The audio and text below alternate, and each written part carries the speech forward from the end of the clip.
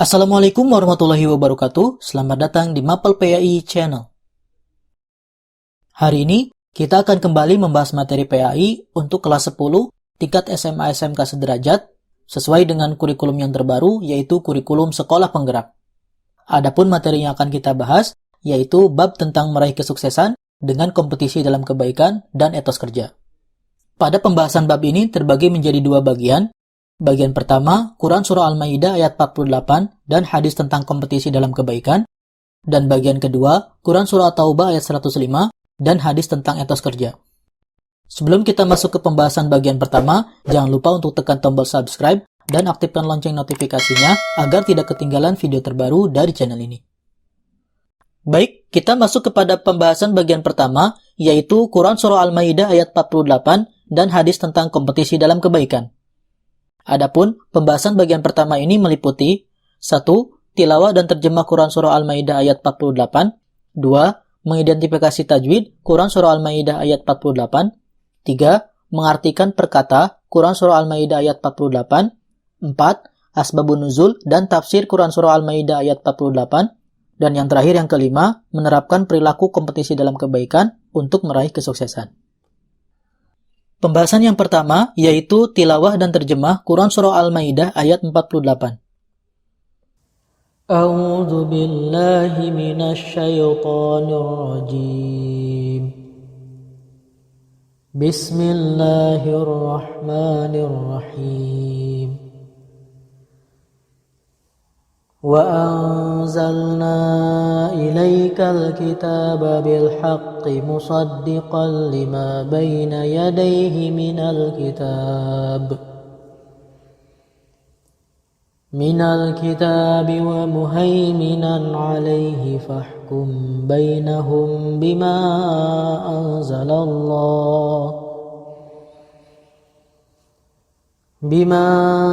أَنزَلَ اللَّهُ وَلَا تَتَّبِعْ أَهْوَاءَهُمْ عَمَّا جَاءَكَ مِنَ الْحَقِّ لِكُلٍّ جَعَلْنَا مِنكُمْ شِرْعَةً وَمِنْهَاجًا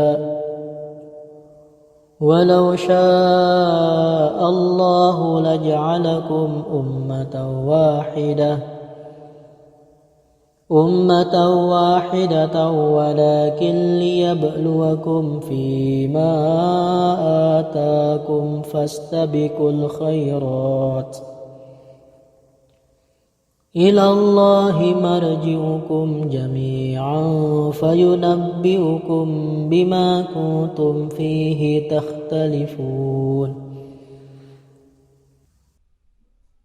Artinya, dan kami telah menurunkan kitab Al-Quran kepadamu Muhammad dengan membawa kebenaran yang membenarkan kitab-kitab yang diturunkan sebelumnya dan menjaganya. Maka putuskanlah perkara mereka menurut apa yang diturunkan Allah dan janganlah engkau mengikuti keinginan mereka dengan meninggalkan kebenaran yang telah datang kepadamu. Untuk setiap umat di antara kamu, kami berikan aturan dan jalan yang terang. Kalau Allah menghendaki, niscaya kamu dijadikannya satu umat saja. Tetapi Allah hendak menguji kamu terhadap karunia yang telah diberikannya kepadamu. Maka berlomba-lombalah berbuat kebajikan. Hanya kepada Allah kamu semua kembali, lalu diberitahukannya kepadamu terhadap apa yang dahulu kamu perselisihkan. Quran Surah Al-Maidah ayat 48. Selanjutnya, pembahasan yang kedua, mengidentifikasi tajwid Quran Surah Al-Maidah ayat 48. Wa anzalna ilaika. Hukumnya mad jaiz munfasil, karena ada mad tabi'i bertemu dengan hamzah pada lafadz yang berbeda. Musaddiqal lima. Hukumnya idgham bila gunnah, karena ada fathah tanwin bertemu dengan huruf lam. Wa muhaiminan alaihi. Hukumnya idhar, karena fathah tanwin bertemu dengan ain. Amma ja'aka. Hukumnya mad wajib muttasil. Ada mad tabi'i bertemu dengan hamzah pada lafadz yang sama. Ja'alna. Mad tabi'i, ada fathah diikuti oleh alif. Pembahasan yang ketiga, mengartikan perkata Quran Surah Al-Maidah ayat 48.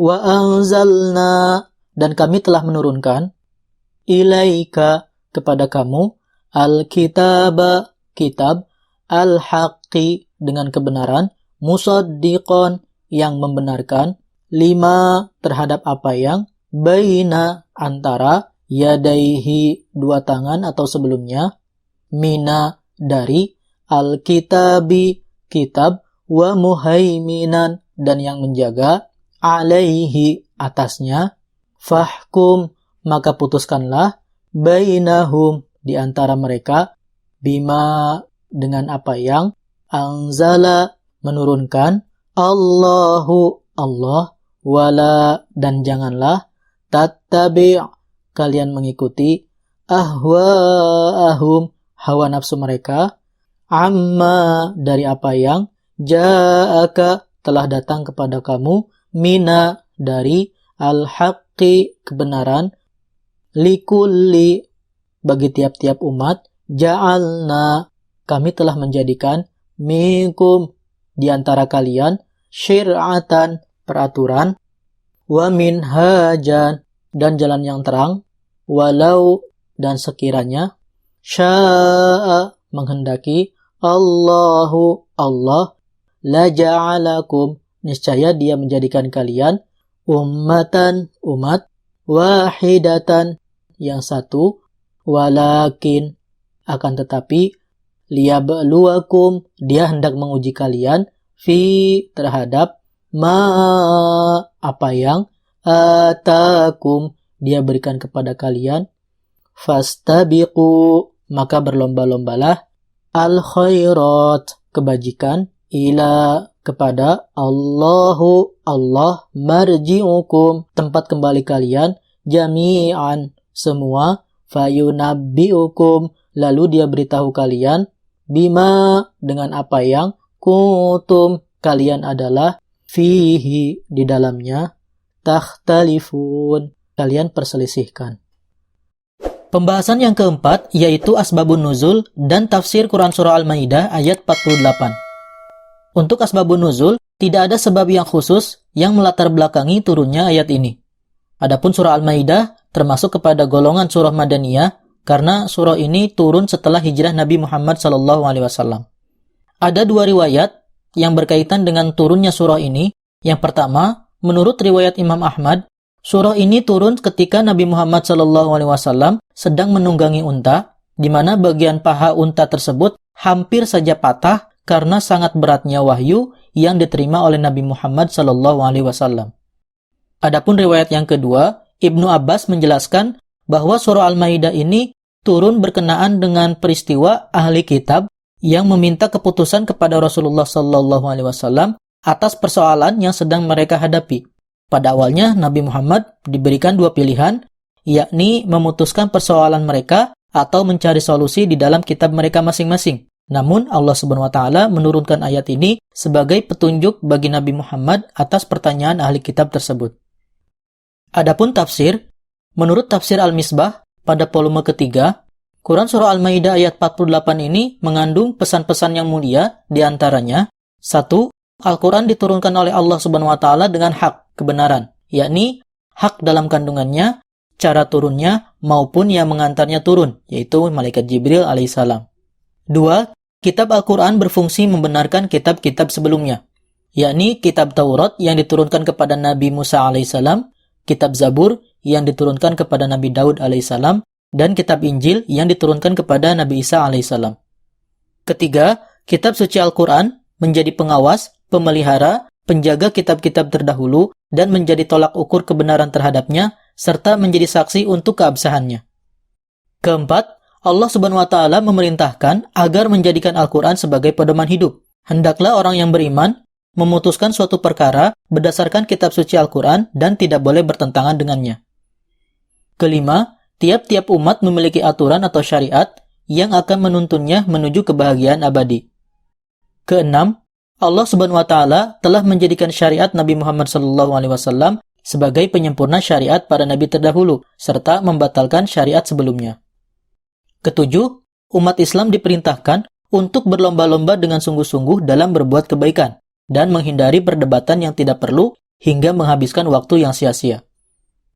Berikutnya, hadis tentang kompetisi dalam kebaikan. An Abi Hurairah radhiyallahu anhu, anna Rasulullah sallallahu alaihi wasallam qala, Badiru bil a'mali fitanan kaqita'il lailil muzlim yusbihur rajulu mu'minan wa yumsi kafiran aw yumsi mu'minan wa yusbihu kafiran yabi'u dinahu bi'aradi minad dunya. Rawahu Muslim. Artinya, dari Abu Hurairah radhiyallahu anhu bahwa Rasulullah sallallahu alaihi wasallam bersabda, "Bersegeralah kamu sekalian untuk melakukan amal-amal solih, karena akan terjadi suatu bencana yang menyerupai malam yang gelap gulita, di mana ada seseorang yang pada waktu pagi ia beriman, tetapi pada waktu sore ia kafir. Pada waktu sore ia beriman, tetapi pada waktu pagi ia kafir. Ia rela menukar agamanya dengan sedikit keuntungan dunia." Hadis riwayat Muslim. Berdasarkan hadis tersebut, Islam sangat menganjurkan umatnya untuk bersegera dalam berbuat kebaikan. Karena kebaikan yang dilakukan oleh seorang mukmin tentu saja akan mendapatkan balasan dari Allah Subhanahu wa taala. Berlomba dalam kebaikan merupakan suatu ajakan kepada orang lain dengan dimulai dari diri sendiri untuk selalu menempuh jalan yang diridhoi oleh Allah Subhanahu wa taala. Mengapa seorang mukmin harus bersegera dalam berlomba-lomba dalam kebaikan? Karena kesempatan waktu hidup di dunia hanya sementara dan terbatas oleh ruang dan waktu. Tidak ada yang tahu kapan seseorang akan dipanggil menghadap Allah Subhanahu wa taala. Bahkan di samping itu, apabila kita melihat kondisi sekarang ini, kita tidak mengetahui perubahan yang akan dialami oleh seseorang. Bisa jadi malam ia beriman, esoknya sudah tidak memiliki iman. Atau malam ia masih sholat berjamaah di masjid, paginya ia terjerumus dalam kemaksiatan. Pembahasan yang kelima, menerapkan perilaku kompetisi dalam kebaikan untuk meraih kesuksesan. Perilaku kompetisi dalam kebaikan bisa kita terapkan dengan melakukan M6. M yang pertama, mengawali dengan basmalah. Ketika kita akan memulai suatu pekerjaan, hendaklah kita membaca basmalah dan berdoa kepada Allah Subhanahu wa taala agar diberikan kemudahan, kelancaran, dan keberkahan. M yang kedua, melakukan dengan penuh semangat. Ketika kita melakukan suatu amal kebaikan dengan sikap optimis dan semangat, hal ini membuat seseorang menjadi yakin dan mampu mengerjakan amal kebaikan tersebut dengan tuntas. Bahkan lebih dari itu, akan menumbuhkan rasa senang dan bahagia karena telah berhasil menyelesaikan sebuah amal kebaikan. M yang ketiga, menjaga konsistensi. Ketika amal kebaikan sudah dilakukan, kualitas dari amal tersebut akan semakin meningkat apabila dilakukan dengan konsisten atau istiqomah. Sehingga tiap hari akan ada pengalaman baru untuk perbaikan kualitas amal pada hari berikutnya dan masa mendatang. M yang keempat, mempelajari ilmu yang terkait. Dalam meningkatkan kualitas amal kebaikan, kita membutuhkan ilmu. Karena antara ilmu dan amal merupakan satu kesatuan. Ilmu tanpa amal ibaratkan pohon tak berbuah. Begitu juga sebaliknya, beramal tanpa ilmu akan mengakibatkan amal tersebut tertolak. Kita bisa menambah bekal ilmu dengan belajar di lembaga pendidikan formal maupun non-formal. M yang kelima, membiasakan bekerja sama. Ketika amal kebaikan melibatkan orang banyak, maka hal itu akan membuat nilai amal tersebut semakin baik, karena akan semakin banyak manfaat dan kemaslahatan yang dapat dirasakan oleh masyarakat luas. Lebih dari itu, akan memperkuat tali silaturahmi dan memperkokoh persatuan dan kesatuan bangsa. M yang keenam, mengamati, meniru, dan memodifikasi. Ketika orang lain melakukan amal kebaikan, kita amati, tiru, dan kita modifikasi, sehingga hal itu akan memudahkan dan memotivasi seseorang dalam beramal soleh, karena sudah dicontohkan oleh orang lain. Maka harus ada usaha dalam meningkatkan kuantitas dan kualitas amal tersebut, agar lebih baik dan nilai manfaatnya menjadi lebih besar. Berikutnya, manfaat yang diperoleh dari perilaku kompetisi dalam kebaikan. Di antaranya yaitu, 1. Memperoleh ridho dan pahala dari Allah Subhanahu wa taala.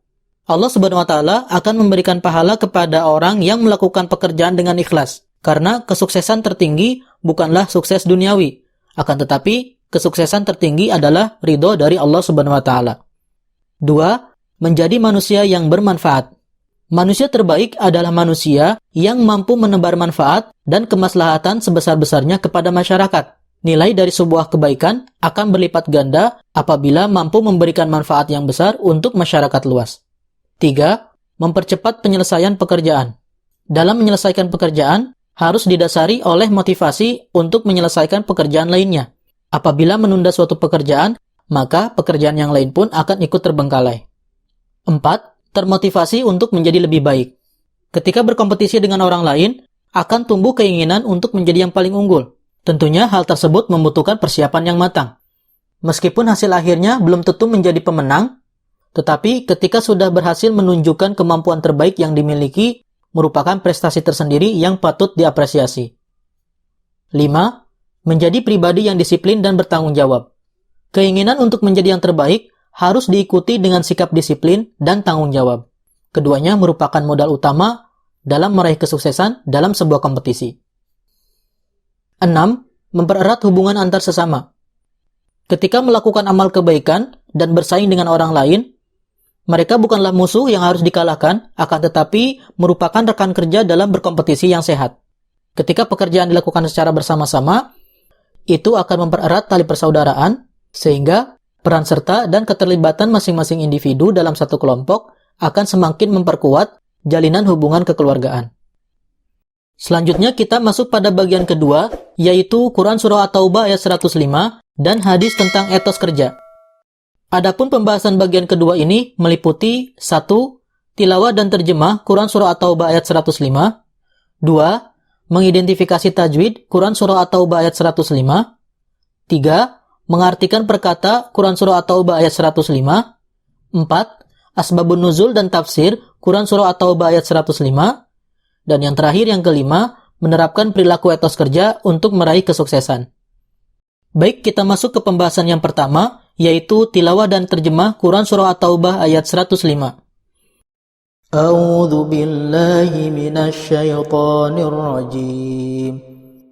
Bismillahirrahmanirrahim.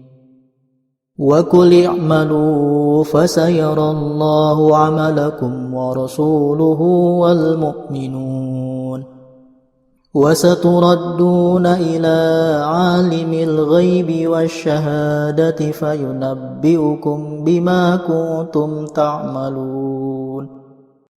Artinya, dan katakanlah, bekerjalah kamu, maka Allah akan melihat pekerjaanmu, begitu juga Rasulnya dan orang-orang mukmin. Dan kamu akan dikembalikan kepada Allah yang maha mengetahui yang gaib dan yang nyata, lalu diberitakan kepadanya, kepada kamu, apa yang telah kamu kerjakan. Quran Surah At-Taubah ayat 105. Lanjut ke pembahasan yang kedua, yaitu mengidentifikasi tajwid, Quran Surah At-Taubah ayat 105. Fasayarallahu. Hukumnya, lam jalalah tafhim, karena ada lafaz Allah didahului oleh fathah. Amalakum wa rasuluh. Hukumnya idhar syafawi, karena mim sukun bertemu dengan waw. Wal mu'minun. Hukumnya alif lam qamariyah. Alif lam bertemu dengan huruf mim. Wasyahadati. Alif lam syamsiyah. Alif lam bertemu dengan huruf shin. Fayunabbi'ukum bima. Hukumnya ikhfa syafawi, karena mim sukun bertemu dengan huruf ba. Selanjutnya, pembahasan yang ketiga, mengartikan perkata Quran Surah At-Taubah ayat 105. Wa kuli, dan katakanlah, i'malu, bekerjalah kalian, fasayara, maka akan melihat, Allahu, Allah, amalakum, pekerjaan kalian, wa rasuluhu, dan rasulnya, wal mu'minuna, dan orang-orang mukmin. Wasaturadduna, dan kalian akan dikembalikan ila, kepada alimi, yang mengetahui, al-ghaibi, yang gaib, wasyahadati, dan yang nyata, fayunabbi'ukum, maka dia memberitakan pada kalian, bima, terhadap apa yang kuntum, adalah kalian, ta'malun, kalian kerjakan. Pembahasan yang keempat, Asbabun Nuzul dan tafsir Quran Surah At-Taubah ayat 105. Untuk Asbabun Nuzul, ayat ini berkaitan dengan ayat sebelumnya, yaitu ayat 102-104, di mana Allah Subhanahu wa Ta'ala menganjurkan bertaubat dan melakukan kegiatan nyata, antara lain membayar zakat dan bersedekah. Sedangkan pada ayat 105 ini, Allah Subhanahu wa Ta'ala memerintahkan untuk melakukan beragam aktivitas lain, baik yang nyata maupun yang tersembunyi. Dalam kitab Lubabun Nukul fi Asbabin Nuzul, seusai perang, Rasulullah SAW bertanya, siapakah orang-orang yang terikat di tiang ini? Kemudian ada seseorang yang menjawab, mereka adalah Abu Lubabah dan teman-temannya yang tidak ikut berperang. Mereka bersumpah tidak akan melepaskan ikatan tersebut kecuali Rasulullah sendiri yang melepaskannya. Lalu Rasulullah SAW bersabda, "Aku tidak akan melepaskan mereka kecuali jika diperintahkan oleh Allah Subhanahu wa taala." Setelah itu, Allah Subhanahu wa taala pun menurunkan Quran surah At-Taubah ayat 102. Kemudian Rasulullah SAW melepaskan dan memaafkan mereka. Adapun tafsir, menurut tafsir Al-Misbah volume yang kelima, Quran surah At-Taubah ayat 105 mengandung pesan-pesan mulia diantaranya 1. Allah Subhanahu wa taala memerintahkan untuk beramal soleh hingga manfaatnya bisa dirasakan oleh diri sendiri maupun masyarakat luas. Amal tersebut harus dilakukan dengan ikhlas karena mengharap ridho dari Allah Subhanahu wa taala. 2. Setiap amal akan dilihat oleh Allah Subhanahu wa taala, Rasulullah, dan mukmin di akhirat kelak. Lalu akan dibalas sesuai dengan amalan tersebut. Apabila amalnya baik, maka mendapatkan pahala. Sebaliknya, jika amalnya buruk, maka akan dibalas dengan siksa. Oleh karena itu, seorang muslim harus memperbanyak amal soleh ketika ia hidup di dunia. 3. Jangan merasa amalnya sudah cukup banyak untuk bekal hidup di akhirat. Karena sifat ini akan menghambat munculnya keinginan untuk beramal soleh lagi. Untuk itu, tumbuhkan inisiatif untuk melakukan amal soleh, sehingga orang lain pun akan ikut tergerak untuk melakukannya. Dan pahala pun akan diberikan oleh Allah Subhanahu wa taala secara berlipat kepada orang yang memberikan contoh tanpa mengurangi pahala mereka yang mencontoh. 4. Setiap manusia akan kembali ke kampung akhirat dan menerima balasan sesuai dengan amal perbuatannya. Seorang mukmin hendaklah jangan larut dengan gemerlap kehidupan dunia hingga melalaikan akhirat yang kekal. Berdasarkan Quran surah At-Taubah ayat 105, penyebutan kata bekerja menunjukkan bahwa masalah kerja ini sangatlah penting bagi kehidupan manusia. Kerja dalam bahasa Arab disebut dengan amala ya'malu. Bahkan di dalam Al-Quran, kata-kata yang memiliki arti bekerja diulang sebanyak 412 kali dan seringkali dihubungkan dengan pekerjaan yang soleh atau amal soleh. Amal soleh yaitu pekerjaan yang membawa kebaikan, baik bagi pelakunya maupun orang lain. Dan kebaikan tersebut meliputi kebaikan hidup di dunia dan di akhirat. Kebaikan tersebut dapat berupa perbaikan ekonomi, kesejahteraan, kesehatan, pendidikan, sosial, dan spiritual. Adapun hadis tentang etos kerja, seperti pada hadis berikut, An Abi Abdullah Zubair ibn al-Awwam radhiyallahu anhu qala Rasulullah sallallahu alaihi wasallam la ayyakhudha ahadukum ahbulahu thumma ya'tiyal jabala fayatiya bihuzmatin min hatabin ala zuhrihi fayabi'aha fayakufallahu biha wajhahu khairul lahu min ayyas 'alan nasa a'tauhu aw mana'uhu. Rawahul Bukhari. Artinya, dari Abu Abdullah Zubair bin Awam radhiyallahu anhu berkata, Rasulullah sallallahu alaihi wasallam bersabda, "Sungguh sekiranya salah seorang di antara kamu sekalian mengambil beberapa utas tali, kemudian pergi ke gunung dan kembali dengan memikul seikat kayu bakar dan menjualnya, di mana dengan hasil itu Allah mencukupkan kebutuhan hidupnya, maka itu lebih baik baginya daripada ia meminta-minta kepada sesama manusia, baik mereka memberi ataupun tidak memberinya." Hadis riwayat Bukhari. Hadis tersebut secara tegas menyatakan bahwa bekerja keras untuk memenuhi kebutuhan hidup sehari-hari lebih dicintai oleh Allah dan Rasul-Nya, dibandingkan berpangku tangan menunggu bantuan orang lain. Apabila manusia mau bekerja keras, maka akan dapat memenuhi kebutuhan pokoknya, terutama sandang, pangan, dan tempat tinggal. Islam sangat menghargai seseorang yang bekerja keras untuk memperoleh penghidupan yang layak dan mengkonsumsi makanan dari hasil usahanya sendiri. Pembahasan yang kelima, yaitu menerapkan perilaku etos kerja untuk meraih kesuksesan. Adapun tujuan bekerja dalam agama Islam, diantaranya adalah 1. Meraih ridho Allah Subhanahu wa Ta'ala.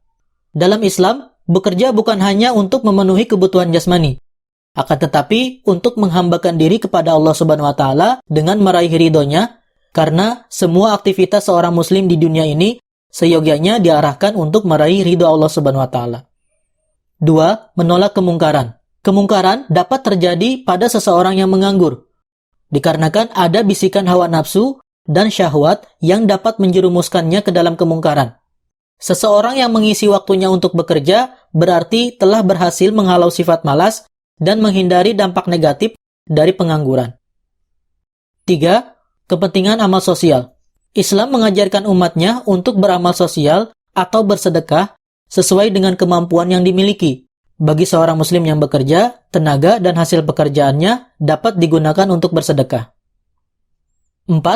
Memberi nafkah keluarga. Seorang suami sebagai kepala keluarga berkewajiban memberikan nafkah lahir dan batin untuk memberikan kehidupan yang layak kepada anak dan istrinya. Maka seorang suami harus rajin dan bekerja keras. Berikut ini beberapa cara untuk meningkatkan etos kerja. 1. Membuat skala prioritas dari semua pekerjaan yang mendesak untuk segera diselesaikan. Memilih dan menentukan sebuah pekerjaan yang akan diselesaikan dalam waktu dekat akan meringankan beban pikiran.